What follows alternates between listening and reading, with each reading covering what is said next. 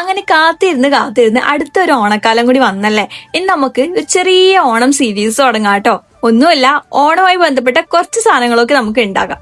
അപ്പൊ എനിക്ക് ആദ്യം തന്നെ ഓണം എന്ന് പറയുമ്പോൾ ഫസ്റ്റ് മൈൻഡിലേക്ക് വരുന്നത് പൂക്കൾ തന്നെയാണ് കേട്ടോ. അതുകൊണ്ട് തന്നെ നമുക്ക് സ്റ്റാർട്ടിങ് തന്നെ ഒരു ചെറിയ പൂവ് ഉണ്ടാക്കി സ്റ്റാർട്ട് ചെയ്യാം. ഇത് സിമ്പിൾ ആയിട്ടുള്ള ഒരു ഫ്ലവർ ആണ്.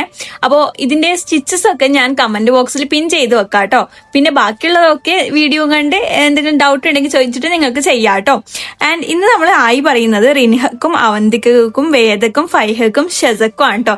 എപ്പോഴും ഞാൻ പറയാന്ന് പറഞ്ഞ് ചില സമയത്തൊക്കെ ഞാൻ മറന്നു പോകും. വോയിസ് ഓവർ കൊടുക്കുമ്പോൾ അതങ്ങനെ മൈൻഡിൽ വരാത്തോണ്ടാണ്. അപ്പം ആരെങ്കിലും വിട്ടുപോയിട്ടുണ്ടെങ്കിൽ ഈ വീഡിയോക്ക് കമന്റ് ചെയ്യണേ, ഞാൻ അടുത്ത വീഡിയോയിൽ പറയാം കേട്ടോ. ഫ്ലവറിന്റെ പണി ഇവിടെ ഏകദേശം കുറച്ചായിട്ടുണ്ട്. ഇത് ഭയങ്കര സിമ്പിൾ ആണ്. ആദ്യം നമ്മളൊരു 71 ചെയിൻ സ്റ്റിച്ച് ചെയ്യണം. അതിൽ നമുക്ക് 70 സിംഗിൾ ക്രോഷി ആണ് കേട്ടോ ചെയ്യുന്നത്. ഇപ്പൊ ഞാൻ 70 സിംഗിൾ ക്രോഷി ചെയ്തിട്ടുണ്ട്. നമുക്ക് ബാക്കിയുള്ള യാൺസും ഒക്കെ കട്ട് ചെയ്ത് ഈ വീഡിയോയിൽ കാണുന്ന പോലെ ഇതുപോലൊന്ന് മടക്കി കൊടുക്കണം കേട്ടോ. കണ്ട, ഏകദേശം ഈ ഒരു രൂപത്തിൽ നമ്മൾ മടക്കി കൊടുക്കണം. മടക്കി കൊടുത്തതിന് ശേഷം നമ്മൾ സൂചി വെച്ചിട്ടാണ് നമ്മൾ വേറൊരു യാണ് കൊണ്ട് അങ്ങേ അറ്റത്ത് നിന്ന് ഇങ്ങേ അറ്റത്തേക്ക് കോർക്കേണ്ടത്. അൺഫോർച്ചുനേറ്റ്ലി എന്റെ കയ്യിൽ സൂചി ഉണ്ടായിരുന്നില്ല. അതുകൊണ്ട് ഞാൻ നമ്മുടെ ഹുക്ക് വെച്ചിട്ട് തന്നെ അതിന്റെ ഉള്ളിലേക്കൂടിയാണ് വലിച്ചെടുത്തു. കുറച്ച് സമയം കഷ്ടപ്പെട്ടിട്ടാണ് കിട്ടിയത്. അതുകൊണ്ട് നിങ്ങൾ സൂചി തന്നെ എടുക്കുന്നതായിരിക്കും എന്തുകൊണ്ടും ബെറ്റർ. അതിനുശേഷം നമ്മൾ അത് രണ്ടും കൂടി കൂട്ടിക്കെട്ടുക. ഒരു ഐഡിയയിൽ ഇങ്ങനെ കൂട്ടിക്കെട്ടുക. അപ്പൊ സൂചി ഉണ്ടെങ്കിൽ ഇത് നല്ല ബെറ്റർ ആയിട്ട് കിട്ടും. നിങ്ങൾ ചെയ്യുമ്പോൾ എന്തുകൊണ്ടും സൂചിനെ കൊണ്ട് തന്നെ ചെയ്യാം.